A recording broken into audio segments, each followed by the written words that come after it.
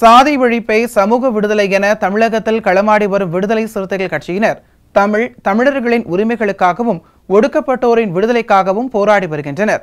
இன்றைய களத்தில் சிறுத்தைகள் நிகழ்ச்சியில் கட்சி தலைவரும் எழுத்து தமிழரின் நிகழ்ச்சிகள் மட்டுமின்றி எழுத்து தமிழரின் ஆணைக்கு இணங்க களத்தில் சிறுத்தைகள் பங்கேற்ற நிகழ்ச்சிகள் அனைத்தையும் இப்போது பார்க்கலாம். வக்ஃப் வாரிய சட்டத்திருத்த மசோதாவை திரும்பப் பெற கோரியும் பாசிச பாஜக அரசை கண்டித்தும் நடைபெறவுள்ள ஆர்ப்பாட்டம் வெற்றி பெற வேண்டும் என்றும் இதில் பொறுப்பாளர்கள் அனைவரும் தவறாமல் கலந்து கொள்ள வேண்டும் என்றும் விசிக தலைவரும் சிதம்பரம் நாடாளுமன்ற உறுப்பினருமான முனைவர் தொல் திருமாவளவன் கோரிக்கை விடுத்துள்ளார். இதுகுறித்து முகநூல் நேரலையில் பேசிய அவர், அண்மையில் பாஜகவும் அதன் கூட்டணி கட்சிகளும் சேர்ந்து ஒரு அநீதியை அரங்கேற்றியுள்ளதாகவும் ஜனநாயகத்தின் பெயரால் சட்டத்தின் பெயரால் பாசிச தாக்குதலை சிறுபான்மையினர் சமூகமான இஸ்லாமியர்கள் மீது நிகழ்த்தியிருக்கிறார்கள் என்றும் குற்றம் சாட்டினார்.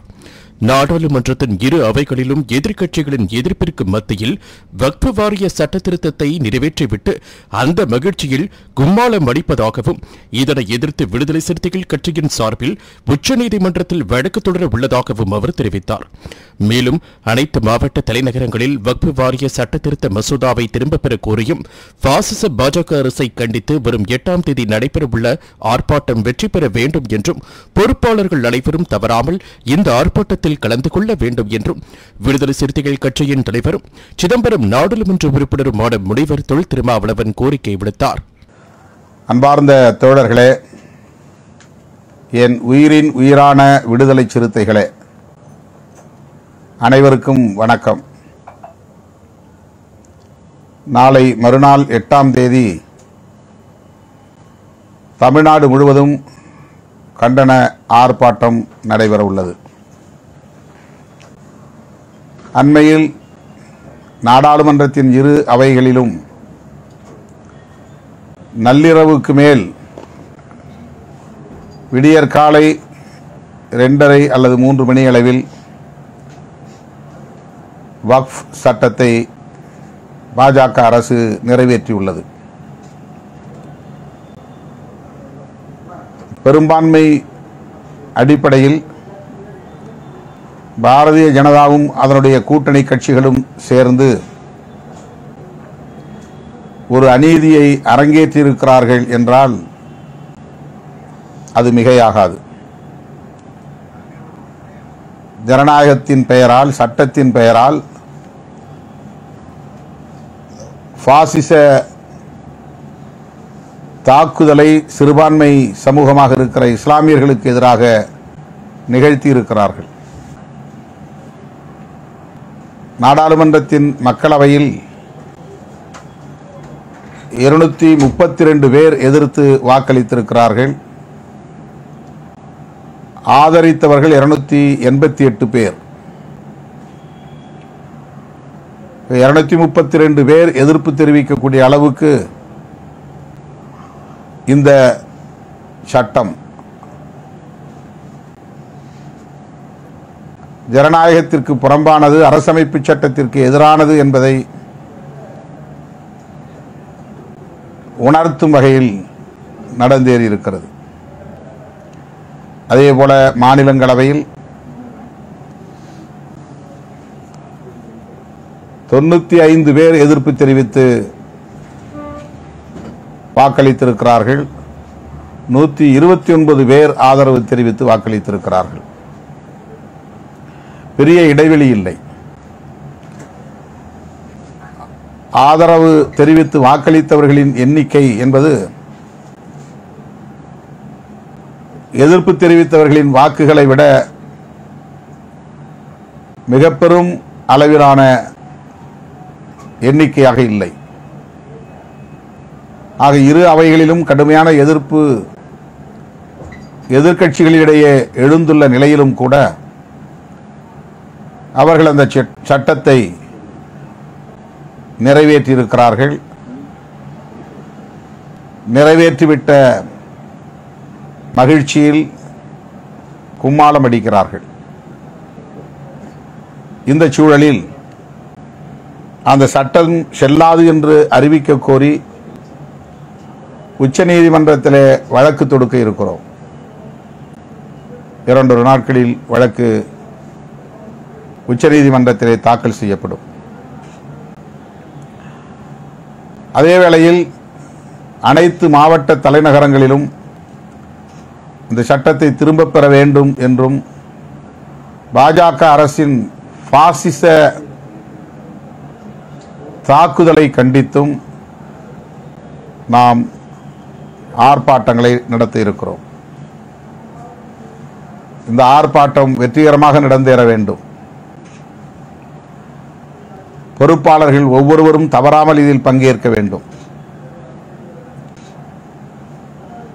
மிக குறுகிய கால இடைவெளியில் மேலிட பொறுப்பாளர்கள், தலைமையிடத்து பொறுப்பாளர்கள் அறிவிக்கப்பட்டிருக்கிறார்கள். இதிலே பல தோழர்களின் பெயர்கள் இடம்பெறவில்லை என்று தமது வருத்தத்தை எனக்கு தொலைபேசி வாயிலாக வாட்ஸ்அப் பகிரி மூலமாக பதிவு செய்திருக்கிறார்கள், பகிர்ந்திருக்கிறார்கள். அப்படி பெயர் இடம்பெறாத தோழர்கள் அந்தந்த மாவட்டங்களில் முன்னணி தோழராக, முன்னணி பொறுப்பாளர்களாக பங்கேற்க வேண்டும் என கேட்டுக்கொள்கிறேன். ஒரு நிகழ்ச்சியில் இடம்பெறும் பெயர் இன்னொரு நிகழ்ச்சியில் இடம்பெறாது, மற்றவருக்கு அந்த வாய்ப்பு கொடுக்க நேரும். இப்போ வாய்ப்பு கிடைக்கிற போது அந்த பணியை மேற்கொள்வது என்கிற ஒரு புரிதலோடு தோழர்கள் களத்தில் நிற்க வேண்டும். மாநாட்டு குழு நியமிக்கப்பட்டாலும் சரி, இதுபோன்ற போராட்ட களங்களுக்கான மேலிட பொறுப்பாளர் பட்டியல் அறிவிக்கப்பட்டாலும் சரி, அனைத்திலும் நம்முடைய பெயர் இடம்பெற வேண்டும் என்ற ஆர்வம் கொண்டிருப்பதிலே தவறில்லை. அப்படி வரவில்லை என்றாலும் அது தவறில்லை. இந்த பட்டியலில் இடம்பெறவில்லை என்பதனால் இப்போது நீங்கள் வகிக்கிற பொறுப்பு பறிபோய்விட்டது என்று பொருள் இல்லை, அல்லது கட்சிக்குள் நீங்கள் பெற்றிருக்கிற மதிப்பு கரைந்து போகும் என்றும் பொருள் இல்லை. இந்த முறை நமக்கு அந்த வாய்ப்பு வழங்கப்படவில்லை என்று மட்டுமே புரிந்து கொள்ள வேண்டும், அவ்வளவுதான். மற்றபடி நீங்கள் எந்த பகுதியில் இருக்கிறீர்களோ அந்த பகுதியில் நடைபெறுகிற ஆர்ப்பாட்டத்தில் போய் பங்கேற்க வேண்டும் என்கிற புரிதலோடு களத்தில் நிற்க வேண்டும் என வேண்டுகோள் விடுக்கிறேன். மேலிட பொறுப்பாளர்களாக அறிவிக்கப்பட்டவர்கள் அந்தந்த பகுதியை சார்ந்த மாவட்ட செயலாளர்களை தொடர்பு கொண்டு இந்நேரம் பேசியிருப்பீர்கள். இந்த ஆர்ப்பாட்டத்திற்கான அனுமதியை பெறுவதற்கு வழிகாட்டியிருப்பீர்கள். தொடர்ந்து அவர்களோடு தொடர்பில் இருப்பீர்கள் என்று நான் பெரிதும் நம்புகிறேன். துண்டறிக்கைகள் அச்சிடவும், சுவரொட்டிகள் அச்சிடவும், அனுமதி, காவல்துறையின் அனுமதியை பெறவும், எல்லாவற்றுக்கும் மேலாக ஆயிரக்கணக்கிலே மக்களை திரட்டவும் உரிய ஏற்பாடுகளை செய்திருப்பீர்கள் என்று நான் நம்புகிறேன். மேலிட பொறுப்பாளர்கள் குறிப்பிட்ட ஒரு மாவட்ட செயலாளரை மட்டும் தொடர்பு கொண்டு கலந்தாய்வு செய்வது என்கிற நிலையை தாண்டி இந்த ஒருங்கிணைந்த மாவட்டத்தில் எத்தனை மாவட்ட செயலாளர்கள் நியமிக்கப்பட்டிருக்கிறார்களோ அவர்கள் அனைவரோடும் தொடர்பு கொள்ள வேண்டும். தொலைபேசி வாயிலாகவோ நேரிலோ தொடர்பு கொண்டு பேச வேண்டும். இன்னும் நமக்கு இடையிலே ஒரு நாள் இருக்கிறது. மாவட்ட செயலாளர்கள் அனைவருமே தலைமை வகிக்க வேண்டும். தலைமை என்று போட்டு அதில் 3 மாவட்ட செயலாளரோ 4 மாவட்ட செயலாளர்களோ அல்லது 2 மாவட்ட செயலாளர்களோ அவர்கள் பெயரை அப்படியே அச்சிட வேண்டும். தலைமை என்றால் ஒரு மாவட்ட செயலாளர் தான் இருக்க வேண்டும் என்று பொருள் இல்லை. 3 மாவட்ட செயலாளர்களும் தலைமை வகிக்க வேண்டும். அதேபோல மேலிட பொறுப்பாளர்களின் பெயர்கள், அந்த மாவட்டத்தில் உள்ள மாநில பொறுப்பாளர்களின் பெயர்கள், துணைநிலை அமைப்புகளை சார்ந்த தோழர்களின் பெயர்கள் என்று மண்டல பொறுப்பு உட்பட அத்தனை பேருடைய பெயர்களையும் துண்டறிக்கைகளிலே பதிவு செய்ய வேண்டும். முன்னணி தோழர்கள் அனைவரையும் மாவட்ட செயலாளர்கள் தொலைபேசியிலே தொடர்பு கொண்டு பேச வேண்டும். வெகுவாக பெண்கள் பங்கேற்கக்கூடிய வகையிலே ஒருங்கிணைப்பை மேற்கொள்ள வேண்டும். அந்தந்த பகுதியில் நம்மோடு இணக்கமாக இருக்கக்கூடிய இஸ்லாமிய அமைப்புகளையும் அரவணைத்துக் கொள்ள வேண்டும். இஸ்லாமிய அமைப்புகள் என்றால் ஜமாத் பேரவையை சார்ந்தவர்கள், இஸ்லாமியர்களுக்கான அரசியல் கட்சிகளை சார்ந்தவர்கள் மாவட்ட அளவில், மற்றும் இஸ்லாமிய இயக்கங்கள் எவையாக இருந்தாலும் அவர்களோடு தொடர்பு கொண்டு இந்த ஆர்ப்பாட்டத்திலே பங்கேற்க செய்யலாம். இது விடுதலை சிறுத்தைகளின் வலிமையை காட்டுவதற்கான போராட்டம் அல்ல, நாட்டு மக்களின் ஒருங்கிணைவை எடுத்து காட்டுகிற, அனைத்து தரப்பாரும் ஒருங்கிணைந்து இதனை எதிர்க்கிறோம் என்ற எதிர்ப்பை எடுத்து காட்டுகிற ஒரு போராட்டம். நாடாளுமன்றத்தில் 543 பேர் கூடி அதிலே கணிசமானவர்கள் எதிர்ப்பு தெரிவிக்க, அவர்களை விட கொஞ்சம் கூடுதலான பெரும்பான்மை உள்ளவர்கள் ஆதரவு தெரிவிக்க, சட்டம் நிறைவேறிவிட்டது என்கிற அடிப்படையில் ஒரு மக்கள் விரோத சட்டத்தை கொண்டாடுவது என்பது ஏற்புடையதல்ல. ஆகவே அந்த சட்டத்தை எதிர்க்க வேண்டிய, வெளிப்படையாக எதிர்க்க வேண்டிய ஒரு வரலாற்று தேவை உருவாகி இருக்கிறது. இந்த கண்டன ஆர்ப்பாட்டத்தில் பங்கேற்கிற தோழர்கள் குறிப்பிட்ட நேரத்தில் ஒன்று கூடி முழக்கங்களை எழுப்ப வேண்டும். ஆர்ப்பாட்டத்திற்கு வரக்கூடிய தோழர்கள் வெறுங்கையை வீசிக்கொண்டு வரக்கூடாது. கைகளில் கொடிகளை ஏந்தி வர வேண்டும், அல்லது கழுத்தில் கொடித்துணி, கொடித்துண்டு, அதாவது மஃப்லர் அணிந்து வர வேண்டும். அதைவிட முக்கியமாக மக்கள் விரோத அரசே, பாசிச பாஜக அரசே, இஸ்லாமியர்களின் சொத்துக்களை அபகரிக்க முயற்சிக்காதே, வக்ஃப் நிறுவனத்தில் நிர்வாகத்தில் தலையிடாதே, சிறுபான்மை சமூகத்தினரை அச்சுறுத்தாதே, இன்றைக்கு இஸ்லாமியர்கள் நாளை கிறித்தவர்கள் என்று சிறுபான்மையினரை திட்டமிட்டு நசுக்கும் முயற்சிகளில் ஈடுபடாதே. இது போன்ற முழக்கங்கள் அடங்கிய முழக்க அட்டைகள், பிளக்கார்ட்ஸ் ஏந்தி வர வேண்டும். மேடைகளிலும் கண்டன உரை ஆற்றுவதற்கு முன்பாக இந்த கோரிக்கை முழக்கங்களை எழுப்ப வேண்டும். மத நல்லிணக்கத்தை காப்போம், காப்போம் காப்போம், மத நல்லிணக்கத்தை காப்போம். இஸ்லாமியர்கள் அந்நியர் அல்ல, இந்தியர்களே இந்தியர்களே, இந்த மண்ணின் மைந்தர்களே மைந்தர்களே என்று முழக்கங்களை எழுப்ப வேண்டும்.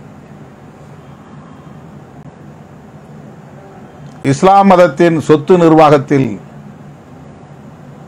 தலையிடாதே, பாஜக பாசிச அரசே,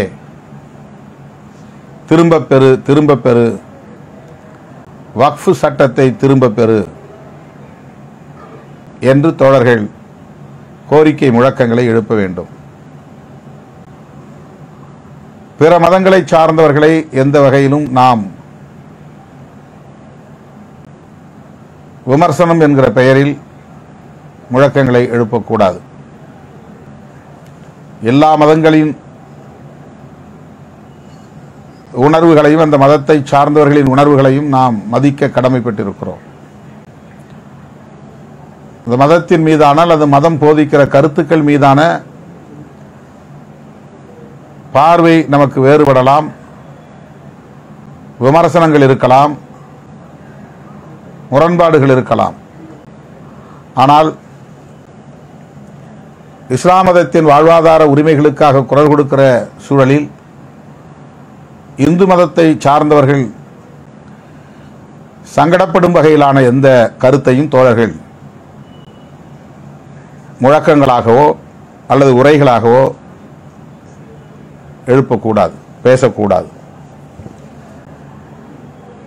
நம்மை பொறுத்தவரையில் எல்லா மதங்களையும் மக்களின் நம்பிக்கையின் அடிப்படையில் மதிப்பதற்கு நாம் கடமைப்பட்டிருக்கிறோம். ஒவ்வொரு மதத்தை சார்ந்தவர்களின் உணர்வுகளை மதிக்க கடமைப்பட்டிருக்கிறோம். ஒவ்வொரு மதத்தை சார்ந்தவர்களின் நம்பிக்கைகளை நாம் மதிக்க கடமைப்பட்டிருக்கிறோம். ஆனால் நம்முடைய அரசியல் நிலைப்பாடுகளை தெரிவிக்கிற போது அதில் உறுதியாக இருப்போம். எனவே சிறுபான்மை சமூகத்தினரின் நலன்களை பாதுகாப்பதுதான் உண்மையான ஜனநாயகம் என்கிற கருத்தின் அடிப்படையில், புரட்சியாளர் அம்பேத்கரின் சிந்தனையின் அடிப்படையில் நாம் இஸ்லாமியர்களின் கருத்தியலை அங்கீகரிக்கிறோம், ஏற்கிறோம். அவர்களின் உணர்வுகளை அங்கீகரிக்கிறோம், ஏற்கிறோம். ஆனால் அதற்காக இஸ்லாமியர் அல்லாத இந்து சமூகத்தவரை நாம் ஒருபோதும் காயப்படுத்த மாட்டோம், காயப்படுத்தியதில்லை, காயப்படுத்தவும் கூடாது. எனவே இயக்கத் தோழர்கள் உரையாற்றுகிற போது தனிநபர் விமர்சனங்களும் தேவையில்லை. பிரதமர் மோடி, உள்துறை அமைச்சர் அமித்ஷா போன்றவர்களை விமர்சனம் என்கிற பெயரால் அவமதிக்கும் வகையில் யாரும் பேசிவிடக்கூடாது. தனி நபர்களாக அவர்கள் நமக்கு முரண்படக்கூடியவர்கள். ஆனால் அவர்கள் வகிக்கும் பதவி என்பது பொதுவானது. பிரதமர், உள்துறை அமைச்சர் என்கிற அந்த தகுதியை நாம் கேள்விக்குள்ளாக்கக்கூடாது. தனிநபராக மோடி அவர்களின் அணுகுமுறையை, தனிநபராக அமித்ஷா அவர்களின் அணுகுமுறைகளை விமர்சிப்பதற்கு நமக்கு உரிமை இருக்கிறது. அப்படி அவர்கள் எப்படி இஸ்லாத்துக்கு எதிராக இருக்கிறார்கள் என்பதை எடுத்துச் சொல்லலாம். பாபர் மசூதி இடித்த வரலாற்று பின்னணியை சொல்லலாம். ஜம்மு காஷ்மீருக்கு எதிராக அவர்கள் கொண்டு வந்த சட்ட திருத்தம், ஆர்டிகிள் 370 என்கிற உறுப்பு எண் 370 ரிப்பீல் செய்த நடவடிக்கை, இந்த மாநிலத்தை 3 யூனியன் பிரதேசங்களாக சிதறடித்த நடவடிக்கை போன்றவற்றை நாம் நம்முடைய உரைகளில் விவரிக்கலாம். இஸ்லாமியர்களை குறிவைத்தவர்கள் காய்களை நகர்த்துகிறார்கள், அது இஸ்லாமியர்களோடு நின்று விடாது, பிற சிறுபான்மை மதங்களை சார்ந்த மக்களுக்கு எதிராகவும் போய் முடியும். எனவே அதை எதிர்க்க வேண்டிய பொறுப்பு நம்மை போன்ற இடதுசாரி சக்திகளுக்கு உள்ளது. எனவே என் உயிரின் உயிரான விடுதலை சிறுத்தைகளே, இந்த அரசியல் தெளிவோடு களத்தில் நாம் நிற்க வேண்டும், கைகோர்க்க வேண்டும். தோழமை இயக்கங்களை அழைத்து இந்த நிகழ்வுகளில் பங்கேற்க செய்ய வேண்டும். தமிழ்நாடு முழுவதும் பெரும் அதிர்வுகளை ஏற்படுத்தக்கூடிய வகையில் நாம் அணிதிரள வேண்டும். அதற்கான ஏற்பாடுகளை இந்த ஓரிரு நாட்களில் நீங்கள் தீவிரமாக செய்ய வேண்டும் என்கிற வேண்டுகோளை விடுக்கிறேன். இந்த சூழலில் பிற மதத்தை சார்ந்தவர்களின் உணர்வுகளை காயப்படுத்தாமல் நடந்து கொள்ள வேண்டியதும் தவிர்க்க முடியாதது. ஒவ்வொரு மதத்திலும் ஜனநாயக சக்திகள் உண்டு, நேர்மையான சிந்தனை கொண்டவர்கள் உண்டு, சகோதரத்துவ அணுகுமுறை கொண்டவர்கள் உண்டு. ஆகவே அவர்களெல்லாம், அந்த சக்திகளெல்லாம் காயப்படக்கூடிய வகையிலே நம்முடைய அணுகுமுறைகள் அமைந்துவிடக்கூடாது என்பதை மிகுந்த எச்சரிக்கையோடு சுட்டிக்காட்ட கடமைப்பட்டிருக்கிறேன். இதன் பிறகு நான் விமானம் பிடித்து ஹைதராபாத் செல்ல வேண்டும். நாளை ஹைதராபாத்திலே டீலிமிட்டேஷன், நாடாளுமன்ற தொகுதி மறுவரையறைகள் குறித்து ஒரு கருத்தரங்கம் ஒருங்கிணைக்கப்பட்டிருக்கிறது. நாடு தழுவிய அளவில் பல அறிவார்ந்த சான்றோர் பெருமக்கள் வந்து பங்கேற்கிறார்கள். அந்த நிகழ்விலே விடுதலை சிறுத்தைகள் கட்சியின் சார்பில் நானும் தோழர் ரவிக்குமார் அவர்களும் பங்கேற்று உரையாற்ற இருக்கிறோம். ஆகவே நாளை சென்னை வந்து அலைய வேண்டாம், காலத்தை விரயமாக்க வேண்டாம், பொருளையும் வீணடிக்க வேண்டாம் என்று உங்களை கேட்டுக்கொள்கிறேன். 5ஆம் தேதியிலிருந்து 10ஆம் தேதி வரையில் யாரும் என்னை சந்திக்க வேண்டாம், தயவு கூர்ந்து பொறுத்தருள வேண்டும், ஒத்துழைப்பு நல்க வேண்டும் என்றெல்லாம் கேட்டிருந்தேன். ஆனால் ஒரு நாள் கூட என்னை ஓய்வாக விடவில்லை. 5ஆம் தேதியிலிருந்து தொடர்ச்சியாக நேற்றும் இன்றும் கடுமையான அலைச்சல். இன்று இரவு மீண்டும் நான் பயணம். நாளை இரவு வந்து நாளை மறுநாள் ஆர்ப்பாட்டம். சென்னையிலே நடைபெறுகிற ஆர்ப்பாட்டத்தில் சென்னை மட்டும் இன்றி காஞ்சிபுரம், செங்கல்பட்டு, திருவள்ளூர் ஆகிய மாவட்டங்களை சார்ந்த தோழர்கள் ஒருங்கிணைந்து வர வேண்டும். காஞ்சிபுரம் தனியே ஆர்ப்பாட்டம் இல்லை, செங்கல்பட்டுக்கு தனியே ஆர்ப்பாட்டம் இல்லை, திருவள்ளூருக்கும் தனியே ஆர்ப்பாட்டம் இல்லை. இந்த 3 மாவட்டங்களை சார்ந்த அத்தனை தோழர்களும் சென்னைக்கு வந்து சேர வேண்டும்.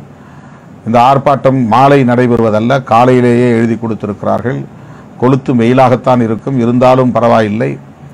வெயிலை பொருட்படுத்தாமல் தோழர்கள் அனைவரும் அணிதிரண்டு ஆர்ப்பாட்டத்திற்கு வந்து சேர வேண்டும் என்று கேட்டுக்கொள்கிறேன்.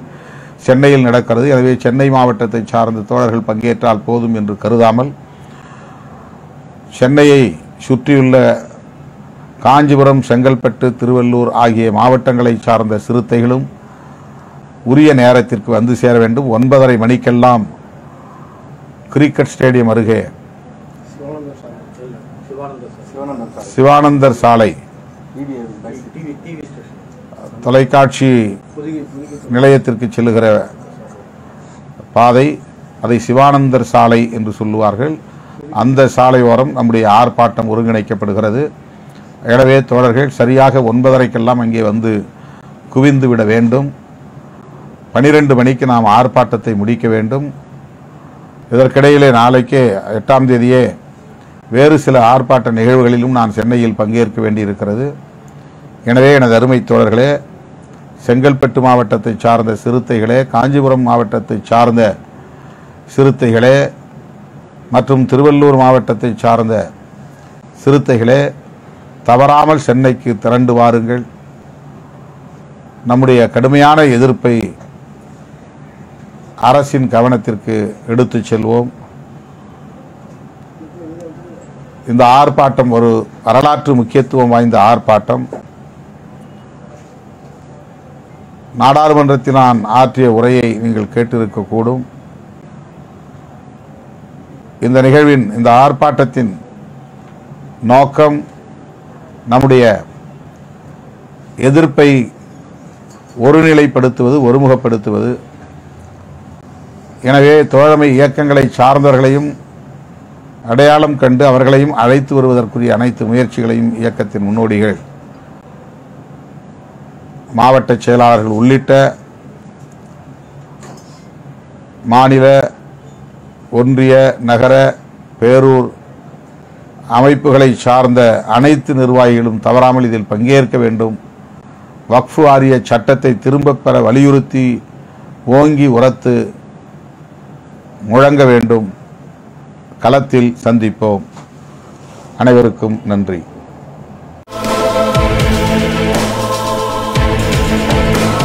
கடலூர் மாவட்டம் காட்டுமன்னார் கோவில் சட்டமன்ற தொகுதி விடுதலை சிறுத்தைகள் கட்சியின் அவசர செயற்குழு கூட்டம் தெற்கு மாவட்ட செயலாளர் மணவாளன் தலைமையில் நடைபெற்றது.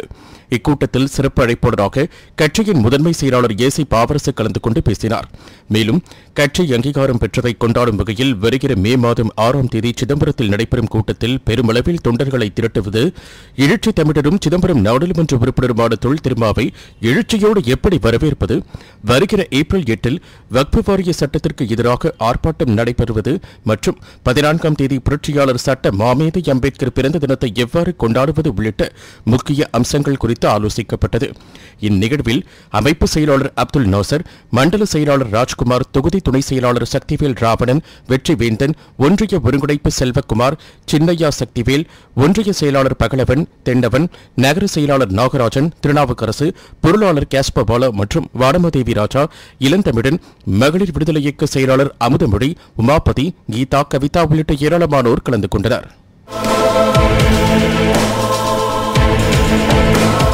வேலூர் மாநகர மாவட்ட விடுதலை சிறுத்தைகள் கட்சியின் அலுவலகத்தில் 3 தீர்மானங்களை கொண்ட ஆலோசனைக் கூட்டம் நடைபெற்றது.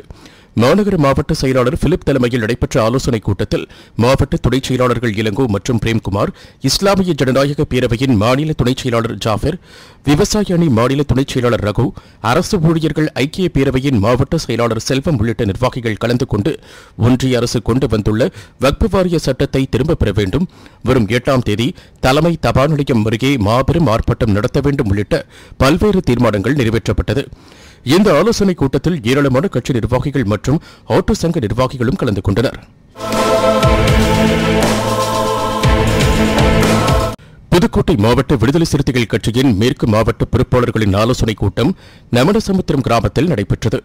மேற்கு மாவட்ட செயலாளர் வழக்கறிஞர் வெள்ளை நஞ்சன் தலைமையில் நடைபெற்ற ஆலோசனைக் கூட்டத்தில் ஒன்றிய அரசு கொண்டு வந்துள்ள வக்ஃபு திருத்த மசோதாவை கண்டித்து வரும் 8ஆம் தேதி புதுக்கோட்டை சின்னப்பா பூங்காவில் கண்டன ஆர்ப்பாட்டம் நடத்துவது எனவும், புரட்சியாளர் அம்பேத்கரின் பிறந்தநாள் விழாவை மாவட்டம் முழுவதும் வெகு சிறப்பாக கொண்டாடுவது, கட்சிக்கு அங்கீகாரம் மற்றும் பானை சின்னம் பெற்றதை கொண்டாடும் வகையில் மாபெரும் பொதுக்கூட்டங்கள் நடத்துவது என தீர்மானங்கள் நிறைவேற்றப்பட்டன.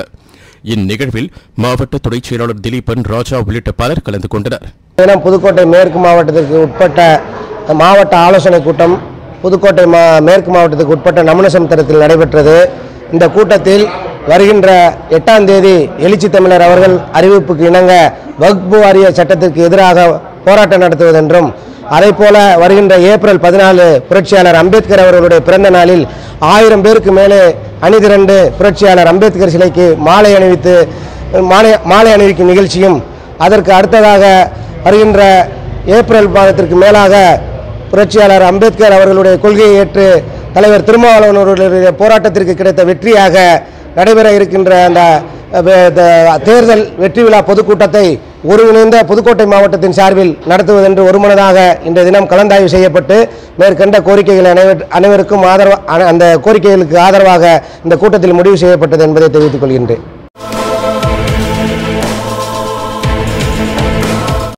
மதுரை மாநகர தெற்கு மாவட்டம் விடுதலை சிறுத்தைகள் கட்சியின் மாவட்ட செயலாளர் வழக்கறிஞர் ரவிக்குமார் தலைமையில் செயற்குழு கூட்டம் தமிழ்நாடு ஹோட்டலில் நடைபெற்றது. இக்கூட்டத்தில் புரட்சியாளர் அம்பேத்கர் பிறந்தநாள் விழாவில் 10,000 பேரை திரட்டி பேரணியாக சென்று தெல்லாக்குளம் அவுட்போஸ்டில் உள்ள புரட்சியாளர் அம்பேத்கர் சிலைக்கு மாலை அணிவித்து மரியாதை செலுத்துவது, கட்சியின் அங்கீகாரம் வெற்றி விழாவில் மகளிருக்கு கட்சியின் கலர் நிலம் சிவப்பு கலரில் அனைவருக்கும் சேலைகள், பானைகள், ஆண்களுக்கு வெள்ளை சட்டை வழங்குவது குறித்தும் ஆலோசிக்கப்பட்டது. இந்நிகழ்வில் மாவட்ட துணைச் செயலாளர் ராம்குமார் பாண்டியன், ராணி, மரியதங்கம், மேலவாசல் மாரி, மாநில துணைச் செயலாளர் கடியமுதன், மூத்த வழக்கறிஞர் அன்பழகன், ரேவதி அழகர் சாமி மற்றும் டாக்டர் முத்து, மோகன், கேபிள்குமார், திருமா, கணேசன், மூன்ஸ், சிம்மக்கல் முருகன், அம்பேட்சீனி, வேலு, சிலம்பரசன், காளி, கார்த்தி, காளீஸ்வரி, மூக்கம்மாள் லதா, ஐயம்மா, டாக்டர் பிரபு, பீம்சிங், புனிதன் சொல் சுக்கையா, தமிழ்கடி, ஆட்டோ பாண்டி உள்ளிட்ட பலர் கலந்து கொண்டனர்.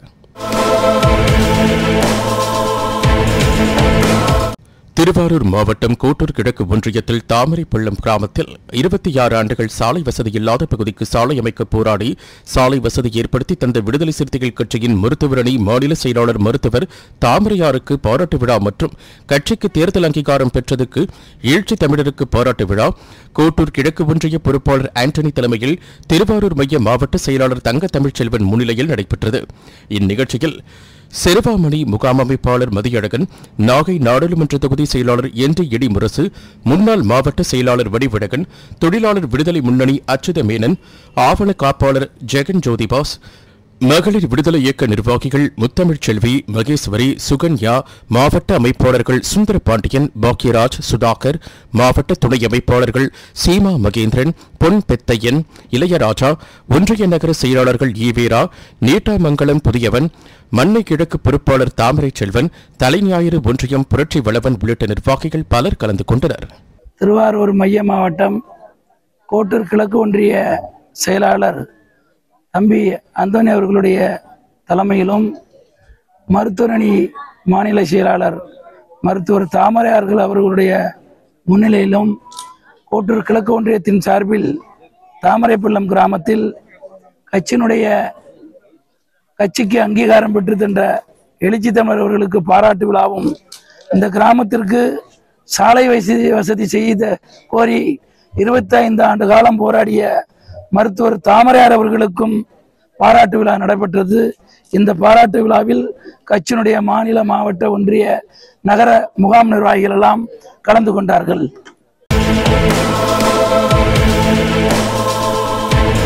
இன்றைய களத்தல் சிறுத்தைகள் நிகழ்ச்சியில் விடுதலை சிறுத்தைகள் கட்சியினர் நிகழ்ச்சிகள் அனைத்தையும் பார்த்தோம். நாளையும் இதே போன்று சிறுத்தைகளின் பாய்ச்சலை களத்தில் காண்போம். வணக்கம்.